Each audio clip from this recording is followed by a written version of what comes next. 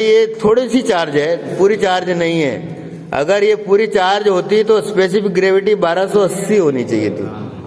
ये जो इसके अंदर हाइड्रोमीटर है, ये हाइड्रोमीटर तो इसके अंदर वाला है, वो तैरने लगता, ऊपर तक आ जाता और लगभग फुल चार्ज होती 1300 के उससे थोड़ा कम उस तक आ जाता है। ये तो 1240 है, तो ये तो हमारी तो बैटरी डिस्चार्ज स्थिति में है, तो इसको हम वोल्टेज मापेंगे मल्टीमीटर से तो पूरा बताएगा, परंतु हम इसकी स्पार्किंग करेंगे ना तो स्पार्किंग पूरी नहीं आएगी।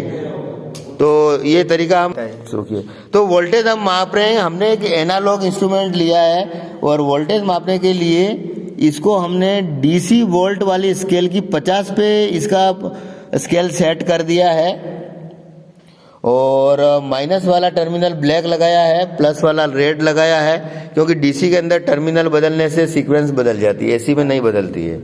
और ये जो वोल्टेज तो वो बता रहा है, मल्टीमीटर से तो वोल्टेज तो बताएगा, भले बैटरी डिस्चार्ज है तो भी, आधी चार्ज है तो भी वोल्टेज बताएगा।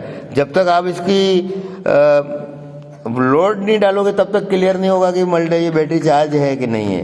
तो इसके लिए अब आप डिजिटल ये तो एनालॉग मल्टीमीटर ले लिया, अब हमने इसी चीज को डीसी वोल्टेज डिजिटल से मापा तो भी इसमें बता रहा है, पर माइनस क्यों बता रहा है? स्केल थोड़ी सी चेंज हो रही है।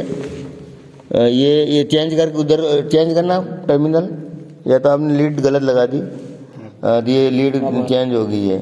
तो इसमें लीड में तो डिजिटल से हम चेक कर रहे हैं, रेड वाला है वो प्लस है और ब्लैक वाला माइनस है, और ये हमारा 12 वोल्ट बता रहा। आप टर्मिनल आप चेंज कर देना इसमें डीसी में, काले को उधर लगा दो, लाल को इधर लगा दो, तो ये माइनस हो जाता है, यानी सीक्वेंस बदल जाती है।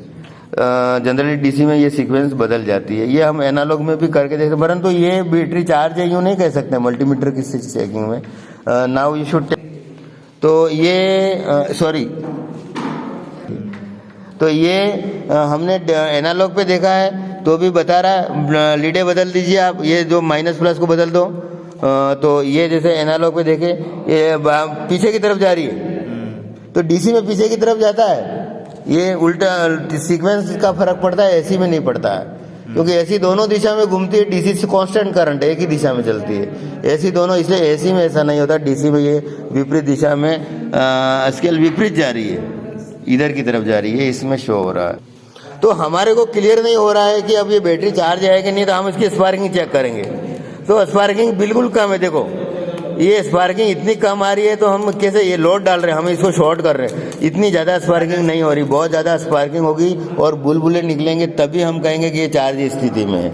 और इसके लिए एक इक्विपमेंट होता है high rate discharge cell tester, उससे भी हम इसको लोड डालते हुए इसके वोल्टेज को मापेंगे, अगर वोल्टेज गिरता है तो बैटरी चार्ज नहीं है, ऐसा माना जाता है, ऐसा कहेंगे और ये सही है। तो ये स्पार्किंग करके भी हम चेक कर लेते हैं। तो ये बैटरी का एक एक्सपेरिमेंट था, हमने करने की कोशिश करी है, तो आपको पसंद आया होगा, धन्यवाद। तो एक चीज और है कि बैटरी से जब कभी कनेक्शन लेते हैं तो हम क्रोकोडाइल क्लैंप लगाते हैं, इसको हम क्रोकोडाइल क्लैंप कहते हैं। तो ये ब्लैक वाली है वो माइनस पर है और रेड वाली है वो प्लस पे, और इससे ये लगाने के बाद हम चार्जिंग पे लगा देते हैं इसको। चार्जिंग में कैसे लगाओगे, यहाँ से कोई तार थोड़ी बांधेंगे, क्रोकोडाइल क्लैंप से तार लेके हम चार्जिंग पे लगाएंगे, चार्जर से हम सप्लाई दे देंगे तो चार्जिंग में लग जाएंगे, ढक्कन खुले रखेंगे, हवा निकल दिया, एसिड डालने हैं तो लिक्विड का लेवल पूरा कर लेंगे और डीसी सप्लाई दे देंगे, चार्जिंग होता रहेगा करंट के आधार पे, जिसमें फिर लेवल गिरता जाएगा और चार्जिंग होती जाएगी।